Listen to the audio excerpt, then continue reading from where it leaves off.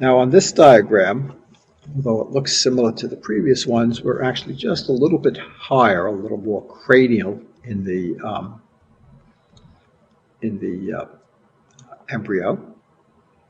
So instead of this being the duodenum, instead of the gut tube being the duodenum, it's actually the stomach. So we're a little bit more cranial. So this would be the stomach. And we still have two mesenteries here. Okay, we have a dorsal mesentery and a ventral mesentery.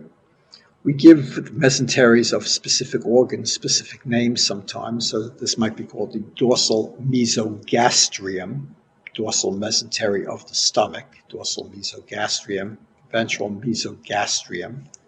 You'll sometimes hear that term.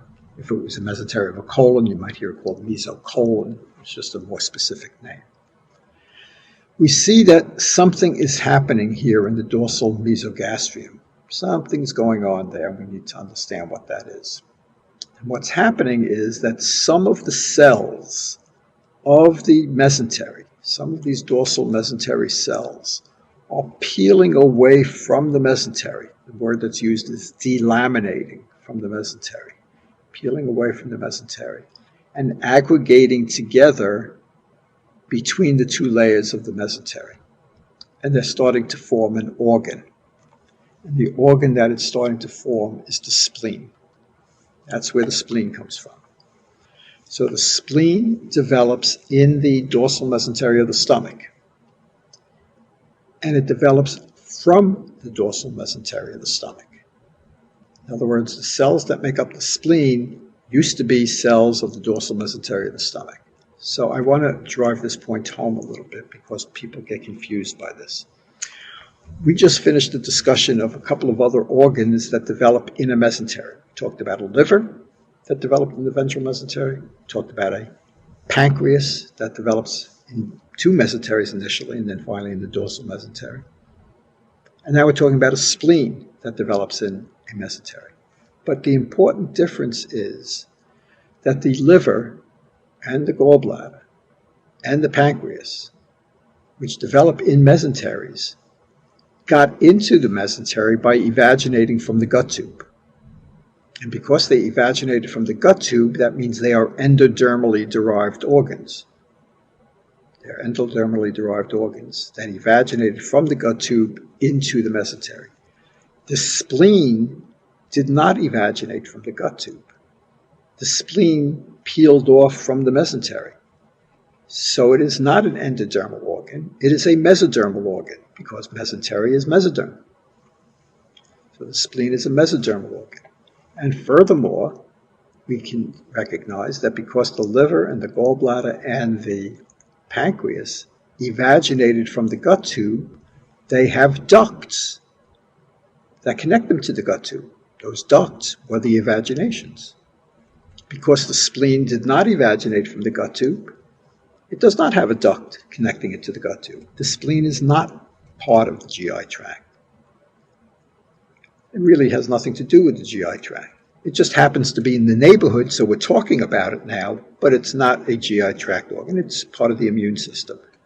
Okay, it just happens to be in the area. Okay, so it does develop in the dorsal mesentery, and it develops from the dorsal mesentery. Now, as the spleen continues to develop and get larger, as the spleen gets larger, what has to happen to the dorsal mesentery that it's living inside of?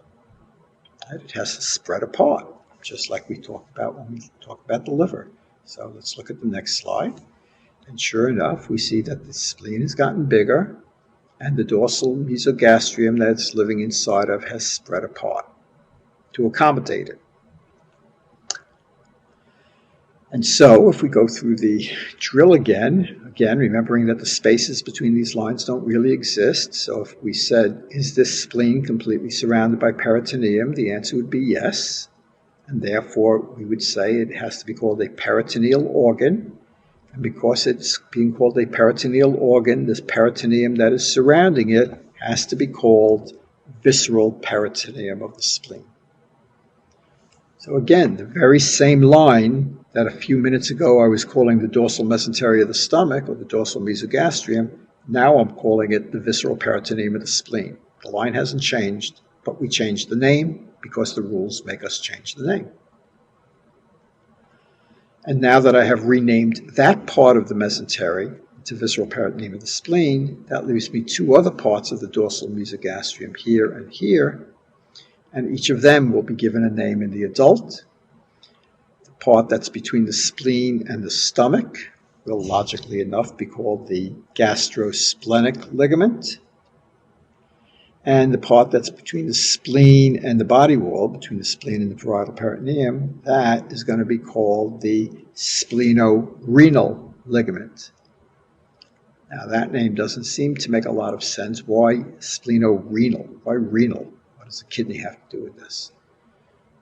The kidney is over here. Over here. That's the kidney. Okay? And the answer is, at this stage of development, it has nothing to do with it. It's really a terrible name.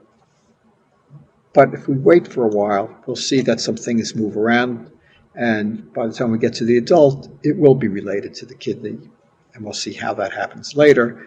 So, therefore, in the adult, you call it the splenorenal ligament, and we'll just start calling it that now, even though it doesn't seem to make sense. Now, looking at the splenorenal ligament, we can say that is a mesentery that's attached to the spleen, and we know that that spleen needs to have a blood supply. We know the source of that blood supply must be coming from the aorta, which is over here in a retroperitoneal position. So again, we pose the question, how do you get an artery from a retroperitoneal aorta to a peritoneal organ, in this case the spleen?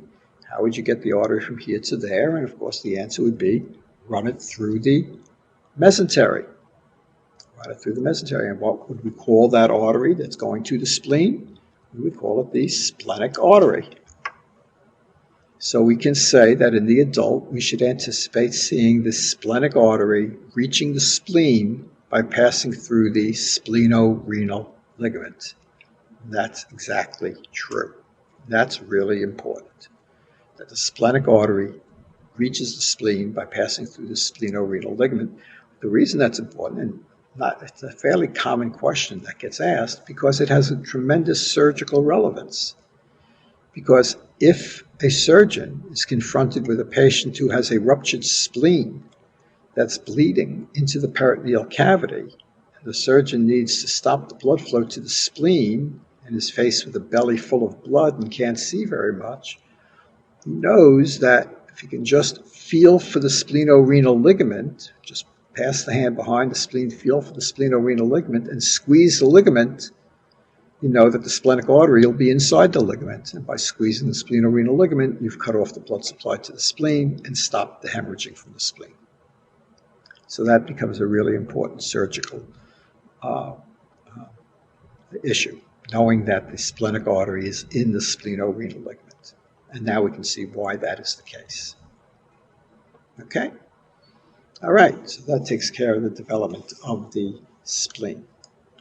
Let's now deal with an issue that we've made reference to a few times, and that is the fact that most of the ventral mesentery will be lost. So we want to see what the implications of that are and what that does to adult anatomy. So what we're saying is that initially we have, for the length of the gut tube, a dorsal mesentery and a ventral mesentery.